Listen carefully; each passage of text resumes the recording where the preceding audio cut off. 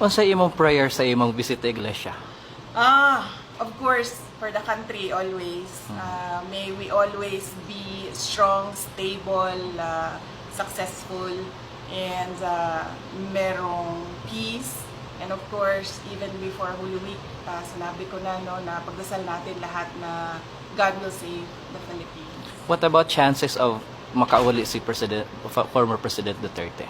Hindi ko ma-discuss yung chances niya na makauwi ng Pilipinas kasi hindi ko rin alam kung ano na yung mga nangyayari na ginagawa ng mga lawyers.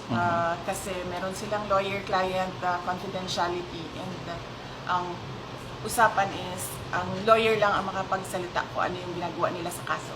But prayers do. Oh, of course, yes. Kaya ako nandito sa Samar, papunta ako sa ibang lugar natin na sa Visayas para magpasalamat dahil ang dami talagang nagdadasal para kay Pangulong Duterte. Kanina lang, nandoon ako sa simbahan ng St. Peter, St. Bartholomew Church. St. Bartholomew Church.